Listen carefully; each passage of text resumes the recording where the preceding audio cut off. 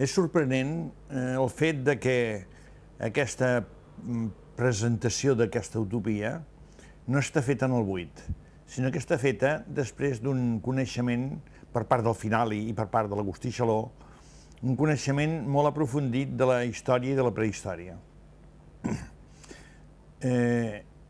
Normalment, quan estudiem les causes d'un tema que volem treballar, ens n'anem un segle al darrere o 2 segles.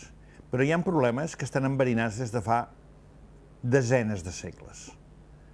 I que si un no estudia l'arrencada, l'origen, doncs, i no sap què va passar, tampoc sap com desenredar l'embolic que hi ha.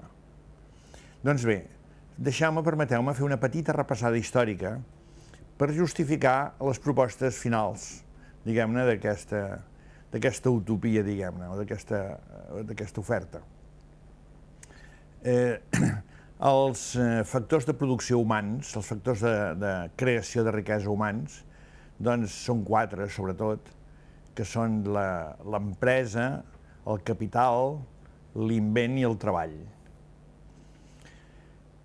L'empresa, podríem dir que els animals tenen empresa. Nosaltres veiem les estratègies que tenen els lleons i les lleones, oi? Per caçar. Un fa el soroll, espanta, l'altre va per darrere, etc. És a dir, les estratègies que tenen els dofins o que tenen els taurons per menjar-se els fillets de les balenes, etc. És a dir, que aquestes estratègies conjuntes formen el que se'n diu empresa, que és un muntatge per produir més, conjunt que uneix diferents persones amb una tasca conjuntada per produir més.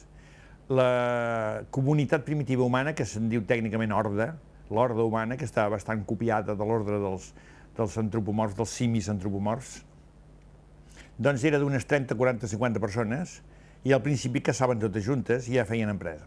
És a dir, que l'empresa va arrencar d'aleshores. Però era una empresa comunitària.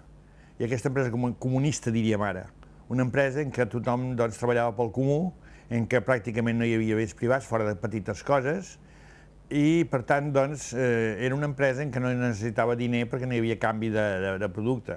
És a dir, tots anaven a caçar el que necessitaven i s'ho menjaven conjuntament.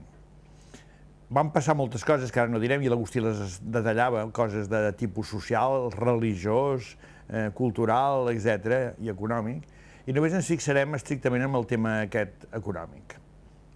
A poc va escassejar la cacera i la pesca perquè la humanitat creixia amb èxit, és morir d'èxit, això, i aleshores es van crear l'origen del que després se'n dirien els tòtems, que la gent es pensa que els tòtems és una cosa religiosa, que hi ha una espècie de déu que és un animal i un ídol. Però això són les acaballes del totemisme. L'origen del totemisme va ser la cacera especialitzada. Dintre de la horda es van fer subgrups, en què un grup s'especialitzava en caçar serps, un altre en pescar peixos, un altre en treure la mel de les abelles, un altre... I cada un era un grupet de 3, 4, 5, 6 persones que se n'anaven cada vegada més lluny perquè es cassejava, perquè s'anava acabant les existències i s'anaven separant de l'horda. I això són els tòtems. Aquesta especialització del treball que està estudiada també en el capitalisme i en el marxisme és essencial i és impressionant. I crea immediatament l'aparició del mercat, perquè fixeu-vos, en el moment en què cada grupet només té allò que caça, li falten altres coses.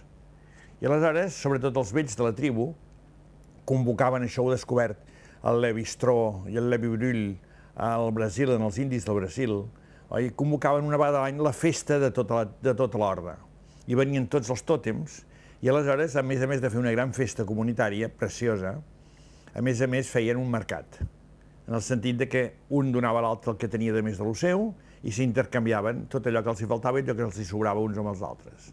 I per tant hi havia una espècie de mercat. Però era un mercat especial, no hi havia moneda i a més no hi havia mesura de mercat. I el que es feia era precisament un fet derivat de la paraula mercè, de la qual surt la paraula mercat, i mercè vol dir regal. Aleshores jugaven a regalar-se. Això encara ho tenen els tuaris del desert i moltes vegades els gitanos i gent molt hospitalària que hi ha per aquests mons de Déu, gent primitiva, que són dadivosos, que regalen a tothom que troben. Hi ha una guerra de regals, a veure qui regala més a l'altre. En comptes de veure si ell m'ha donat més que no pas jo, és a dir, en comptes de l'egoisme, és l'altruisme regnant en allà. Això devia ser cap al Paleolític mig. Aleshores, en el Paleolític superior, comença a comptar-se. S'introdueix l'aritmètica i m'he oblidat també que en aquest temps es descobreix la conserva dels aliments, sobretot el fumat i l'assecat al sol. I aquesta conserva permet que un capital que s'ha fet no es gasti, no es cremi, sinó que es guardi per moments en què faci falta. És a dir, l'estalvi capital.